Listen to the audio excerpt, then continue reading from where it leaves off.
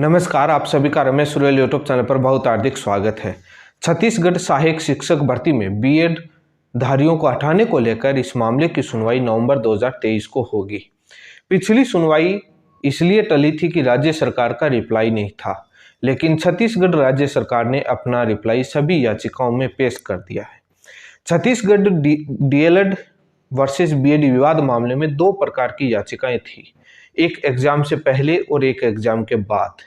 Exam के बाद वाली याचिकाओं पर छत्तीसगढ़ राज्य सरकार ने पहले रिप्लाई दे दिया, अब एग्जाम से पहले वाली याचिका पर भी रिप्लाई दे दिया, लेकिन छत्तीसगढ़ राज्य सरकार अपने डिफरेंट रिप्लाई देने से अपने रिप्लाई में ही उलझेगी।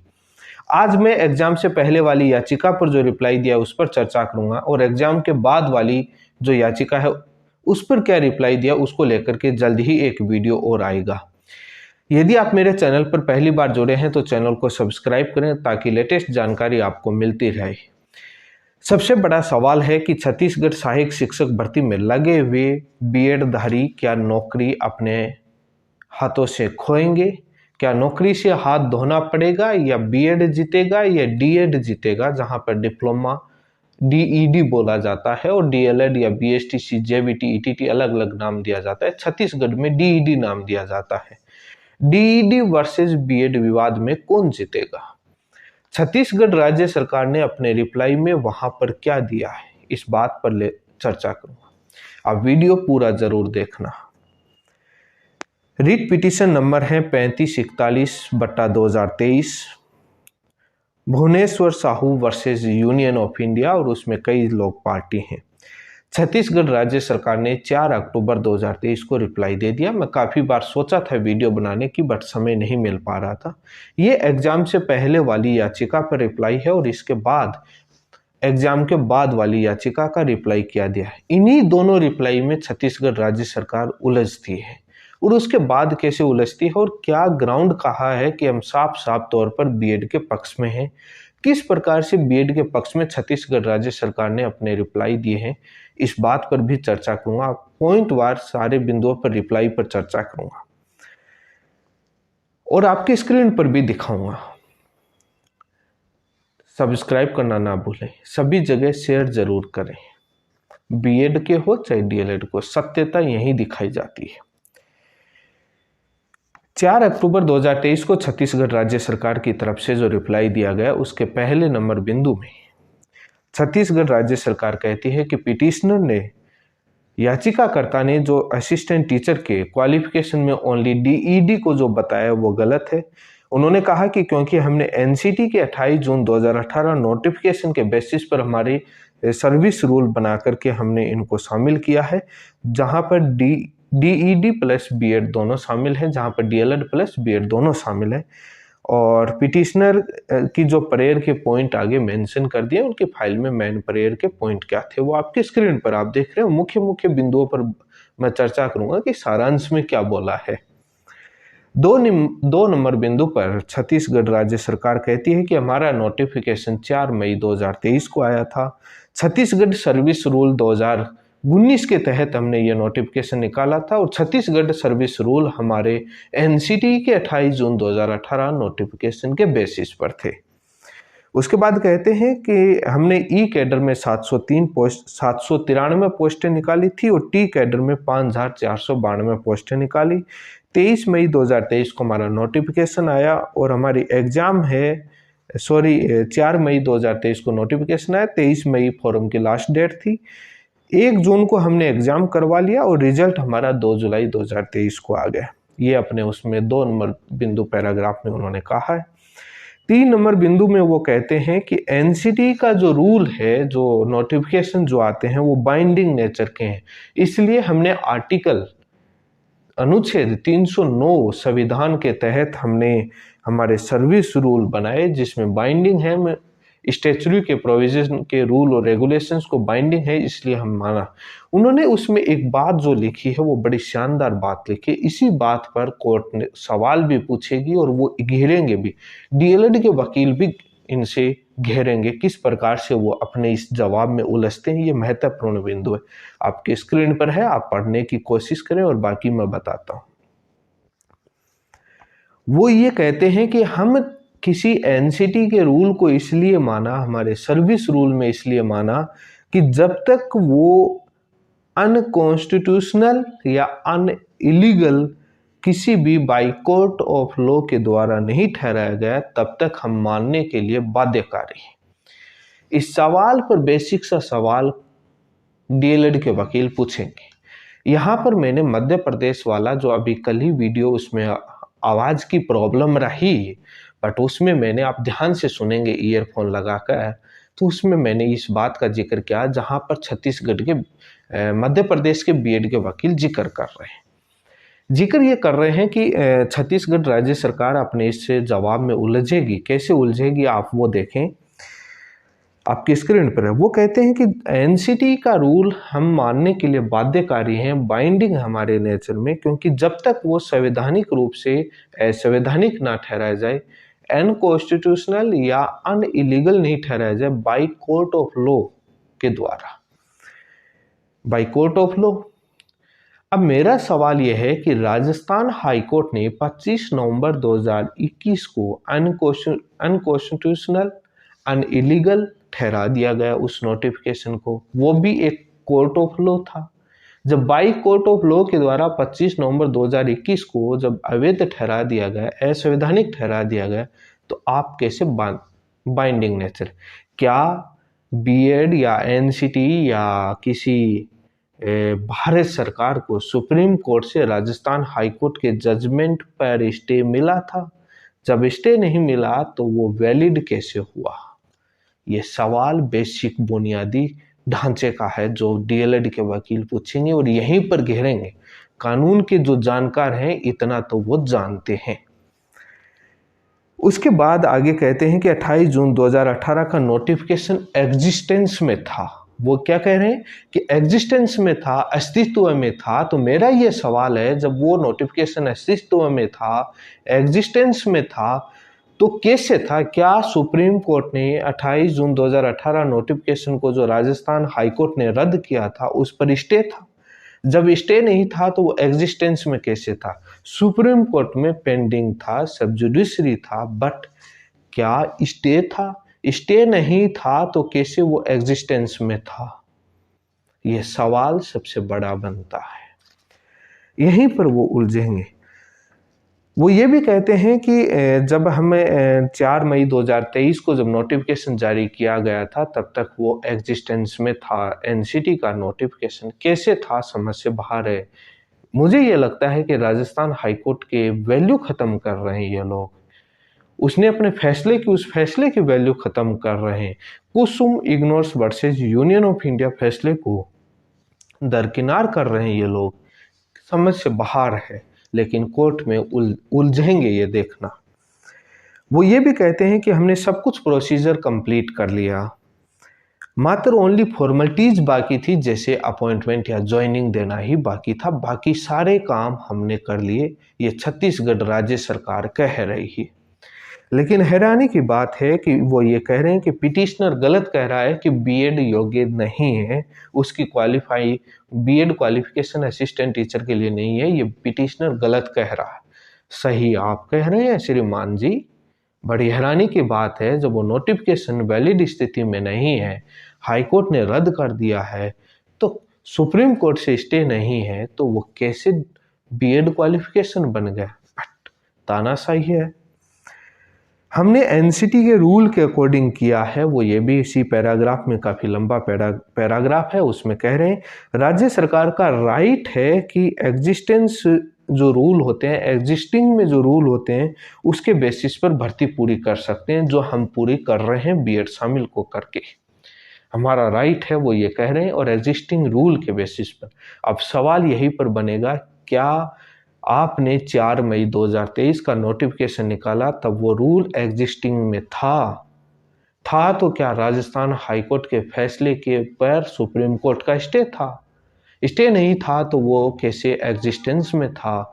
क्या राजस्थान हाईकोर्ट के फैसले की कोई वैल्यू नहीं थी? ये सवाल उठेंगे सुनवाई के दौरान। ये अपने पैराग्राफ नंबर 3 में छत्तीसगढ़ राज्य सरकार कहती है, जो मैंने बताया। ये सवाल उठेंगे वो मैंने बताया।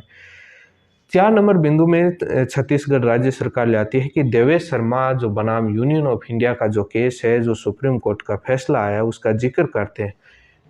एक उसी पार्ट का जिक्र करते हैं, तमाम बीएड के वकील तमाम राज्यों के उसी पार्ट का जिक्र करते हैं, और ये भी राज्य सरकार उसी पार्ट का जिक्र करती है कि राजस्थान हाईकोर्ट ने भी टिप्पणी की है कि राजस्थान राज्य सरकार ने गलत किया। एनसीटी का नोटिफिकेशन बाइंडिंग था राज्य सरकार के लिए, उन बीएड धारियों को शामिल करना गलत था। इस पार्ट का तो जिक्र कर लिया, लेकिन क्या राजस्थान हाईकोर्ट का वो भी ऑर्डर पढ़ेंगे जो राजस्थान हाईकोर्ट ने बीएड को शामिल कर दिया, फॉर्म भरने की अनुमति दी, एग्जाम भी दिलवाई, उसके बाद उनको बाहर किया। उस पार्ट का क्या जिक्र था, उसी पार्ट का जिक्र करते हैं। आपने शामिल किया, वो बोलते हैं कि उन्होंने शामिल नहीं किया, उसको गलत टिप्पणी की, हमने इस बेसिस पर हमने शामिल कर लिया क्योंकि हम ऐसे गलत नहीं होते। क्या आप जब शामिल कर रहे थे तब वो रूल एग्जिस्टेंस में था? क्या वो रूल रद्द नहीं हुआ था बाय कोर्ट ऑफ लॉ या किसी कोर्ट के द्वारा? ये सवाल बनता है। लेकिन इसी पर वो आगे कहते हैं कि बाइंडिंग होता है जब तक वो इनवैलिड नहीं ठहराया जाए बाय कोर्ट ऑफ लॉ। वापस वही बात रिपीट करते हैं, तो बाय कोर्ट ऑफ लॉ से तो वो इनवैलिड ठहराया जा चुका था, तो आपने कैसे वो शामिल कर लिया? State of Manipur versus Surja case, जो 3 जजों की बेंच का सुप्रीम कोर्ट का फैसला है, जो देवेश शर्मा बनाम यूनियन ऑफ इंडिया के केस में भी उस फैसले का जिक्र है, उस केस का भी ये लोग जिक्र किया है। स्टेट ऑफ मणिपुर वाले केस का 3 जजों की बेंच के फैसले का जब जिक्र कर रहे हैं तो पूरा ही जिक्र करना चाहिए था। उसमें क्या लिखा है, यदि जिक्र नहीं आपको पता है तो मध्य प्रदेश हाईकोर्ट में पिछली विज्ञान साजी ने जो आर्गुमेंट किया था, स्टेट ऑफ मणिपुर के केस का पूरा जिक्र किया था। जो मेरे यूट्यूब चैनल पर वो वीडियो सुनना, वो समझ में आ जाएगा जो डीएड या बीएड वाले हैं कि स्टेट ऑफ मणिपुर का 3 जजों के बेंच के पूरे फैसले में क्या कह रहे हैं, वो कब से लागू होता है और क्या कह रहे हैं, कैसे राज्य सरकार उलझेगी, वो आर्गुमेंट सुनना समझ में आ जाएगा। उसके बाद वो आगे कहते हैं पैराग्राफ नंबर 5 में कि देवेश शर्मा सुप्रीम कोर्ट का फैसला है वो प्रोस्पेक्टिवली लागू होगा, न कि रेट्रोस्पेक्टिवली लागू होगा। उनका कहना है कि वो आगे आने वाली भर्तियों में लागू होगा, पीछे की भर्तियों में लागू नहीं होगा। वो 11 अगस्त के फैसले का जिक्र करते हैं कि 11 अगस्त का फैसले के बाद वो ये भी कहते हैं, ये इसी आर्गुमेंट को उलझेंगे, कि कोई भी स्टेट गवर्नमेंट जो भी फ्रेश एडवर्टाइजमेंट जारी करेगी रिक्रूटमेंट, उसमें बीएड क्वालिफिकेशन असिस्टेंट टीचर के लिए नहीं बना सकती, प्राइमरी के लिए। हमने तो प्रोसेस पहले ही जारी कर दिया था, तो हमारे ऊपर वो लागू नहीं होता है, और प्रोस्पेक्टिवली लागू होगा जो आगे के भविष्य के लिए। अभी इस मैटर पर कोई क्लियर नहीं है, लेकिन इस मैटर पर इस बात का क्लियर है जो छत्तीसगढ़ पर डायरेक्टली रूप से लागू होता है। ये यहाँ पर तो आर्गुमेंट ही फिट नहीं होता प्रो रेट्रो वाला। तो कैसे? बिहार राज्य सरकार ने अपना नोटिफिकेशन इसी मई महीने में जारी किया था, जिस मई महीने में छत्तीसगढ़ राज्य सरकार ने जारी किया। फॉर्म उसी में भरवाए जिन्होंने इसी ने भरवाए। केस बिहार का सुप्रीम कोर्ट में लगा, यहाँ पर छत्तीसगढ़ हाई कोर्ट में लगा। नोटिस जारी हुए, दोनों प्रोसेस। एग्जाम बिहार राज्य सरकार ने थोड़ी लेट करवाई, बट भर्ती का विज्ञापन तो दोनों जगह पहले आ चुका, फॉर्म दोनों जगह पहले भरे जा चुके, एग्जाम और रिजल्ट छत्तीसगढ़ राज्य सरकार ने पहले कर लिए और बिहार सरकार ने बाद में कर लिए। बट जो पॉइंट आता है कि गेम जो रूल चेंज है, जो मिड द सिलेक्शन प्रोसेस में जो आप आधार बना रहे हैं, वो सिलेक्शन प्रोसेस का प्रोसीजर उसी दिन स्टार्ट हो जाता है जिस दिन विज्ञापन जारी हो जाता है, फॉर्म भर दिए जाते हैं। एग्जाम भले ही उसके बाद हो या पहले, मैटर नहीं करता है। एडवर्टाइजमेंट कब जारी हुआ, फॉर्म कब भरे गए, आगे की प्रोसेस सिलेबस सब जारी कर दिया, तो वो आपका सेम मैटर बिहार जो के अंदर जो फैसला आया है, सेम जो नेचर सेम प्रोसेस छत्तीसगढ़ वाला, दोनों सिमिलर हैं। वहाँ 3 जजों की बेंच ने साफ कहा कि जो भी 28 जून 2018 नोटिफिकेशन के बाद जो भी प्रोसेस हैं वो सारे इनवैलिडेटेड हैं। ये बात जब छत्तीसगढ़ हाईकोर्ट में पढ़ाई जाएगी तो डायरेक्ट पॉइंट आप देखना, सुनवाई आपको देखने को मिलेगी। तो भर्ती प्रक्रिया के बीच में आपने शुरू किया प्रोसेस बिहार राज्य सरकार, और सुप्रीम कोर्ट का फैसला और आपके अंदर है और सीधा सा आपके ऊपर लागू होगा। वो बात चलती नहीं है कि आपका जो ये बोल रहे हैं कि ओनली वो प्रोसेस बाकी था। रिजल्ट और एग्जाम वाला मैटर नहीं करता, मैटर या पॉइंट ये करता है कि विज्ञापन कब जारी हुआ था, फॉर्म कब भरे गए थे, प्रोसेस स्टार्ट हो गया था। वो दोनों राज्य सरकारों में सेम कंडीशन थी। यहीं पर जब बिहार का पटना हाई कोर्ट का, बिहार के सुप्रीम कोर्ट के दो फैसले, जो जहां पर याचिकाएं विड्रॉ की गई थी, वो सारी बातें और वो पॉइंट पढ़ाए जाएंगे, जहां पर बिहार राज्य सरकार के एसएलपी भी वहां के डीएलएड अभ्यर्थी पढ़ाएं कि जहां पर रेट्रो और प्रो की बात बिहार राज्य सरकार करके लेके गई, और जो दीपांकर गौरव बीएड धारी करके गया, उसके बाद उनको विड्रॉ करनी पड़ी थी। और केंद्रीय विद्यालय संगठन का भी प्रूफ रखा जाएगा। और वहां पर आपको मालूम है एग्जाम पहले हो गई थी केवीएस में, और एक देश में दो प्रकार के कानून, दो प्रकार के प्रोसेस तो चल ही नहीं सकती, और केवीएस भर्ती कंप्लीट हो गई। यदि इन बीएड धारियों को मजबूती लगती तो केवीएस के अंदर ले लेते, जो छत्तीसगढ़ के अंदर सुप्रीम कोर्ट से अंतरिम रिलीफ ली। वो कैसे ली सारी सब लोगों को मालूम है, और अब क्या होना है वो बीएड धारियों को भी मालूम है। ले आते ना, वो ही चंद लोग, उन्हीं की टीम थी, केवीएस पर क्यों नहीं लेके आए, मालूम था। छत्तीसगढ़ के एग्जाम्स, छत्तीसगढ़ के नोटिफिकेशन से पहले केवीएस का नोटिफिकेशन था, एग्जाम पहले का था, सारी प्रोसेस 11 अगस्त के पहले थी, मात्र इंटरव्यू और रिजल्ट बाकी था। विज्ञापन तो बहुत पहले का था, और रिजल्ट उन्होंने क्यों रोक रखा था। आप उस सब्जेक्ट टू रिट पिटीशन नहीं रखा छत्तीसगढ़ राज्य सरकार ने अपने विज्ञापन में, तो आपकी गलती, आपको ज्ञापन दिया गया था, एग्जाम से पहले आपको नोटिस जारी हो गए थे, सारी चीज़ें थी। और उससे पहले भी 2019 में छत्तीसगढ़ राज्य सरकार के सर्विस रूल चैलेंज किए गए थे, उस पर भी वीडियो बनाऊंगा आने वाले दिनों में, जल्द वेट कीजिए। जो जहां पर राज्य सरकार और ज़्यादा उलझेगी, जहां पर छत्तीसगढ़ राज्य सरकार के सर्विस रूल 2019 के चैलेंज 20-21 में ही चैलेंज कर दिए गए थे बहुत पहले, उस पर भी चर्चा करूंगा, उस याचिका पर भी। अब आगे जब बात आती है तो फ्रेश रिक्रूटमेंट वाला बिहार के सिमिलर है और सेम होएगा। वो मैटर नहीं करता है कि आपका रिजल्ट बाद आया, एग्जाम बाद हुई, नोटिफिकेशन डेट मेंशन होती है और फॉर्म कब भरेंगे, उसी दिन प्रोसेस स्टार्ट हो जाती है, और दोनों में के अंदर सेम था। अब आगे कहते हैं कि 5 मई 10 नंबर पैराग्राफ में कहते हैं कि 5 मार्च 2019 के सर्विस रूल के अकॉर्डिंग हमने सारा काम किया है जो एनसीटी के अकॉर्डिंग है, और वो रूल भी चैलेंज है, सर्विस रूल भी इनके चैलेंज किए हुए हैं। शुरुआत से इनको नोटिस जारी किए हुए थे, रिप्लाई नहीं लेकर आई, वो जाने।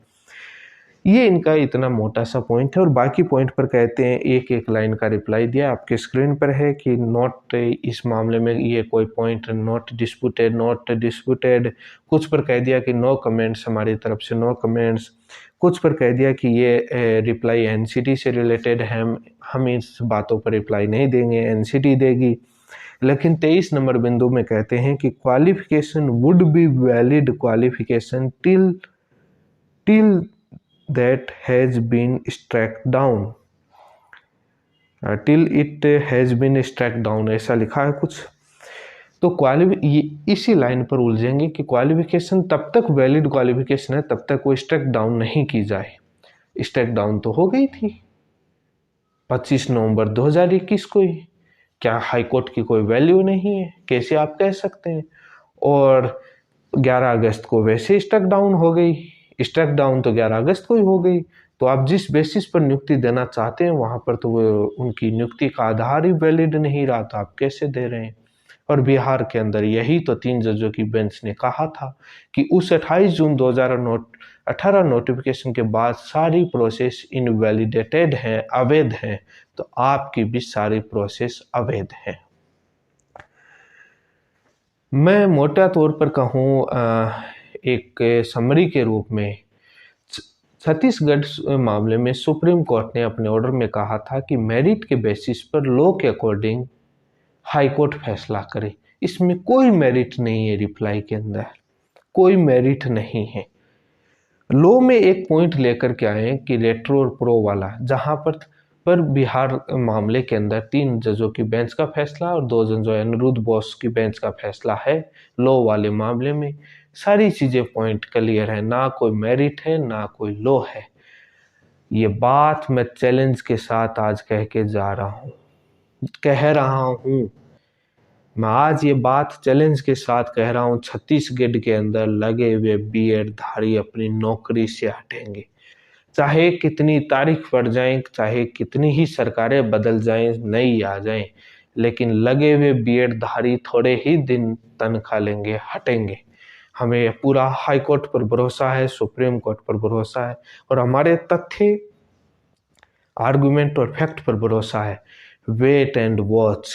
जो इन लोगों ने बहुत तमाशे बनाए थे, बहुत डीईडी वालों पर हंसे थे, डिप्लोमा वालों पर बहुत मजे उड़ाए थे, मजाक हंसियां उड़ाई थी, कार्टून बनाए थे, लेकिन लगने के बाद कार्टून आप पर बनेंगे, आपके ऊपर हंसी मजाक उड़ाई जाएगी। इसीलिए बोला जाता है कि ज़्यादा किसी के साथ, भावनाओं के साथ खेल नहीं करना चाहिए, क्योंकि कानूनी प्रोसीजर ऐसे होते हैं जहाँ पर वेट करना पड़ता है।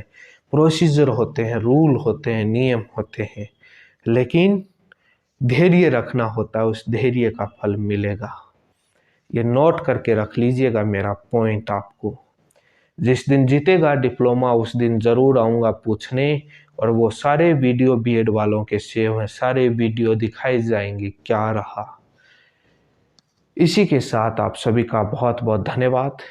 चैनल को सब्सक्राइब करें, वीडियो को शेयर करें।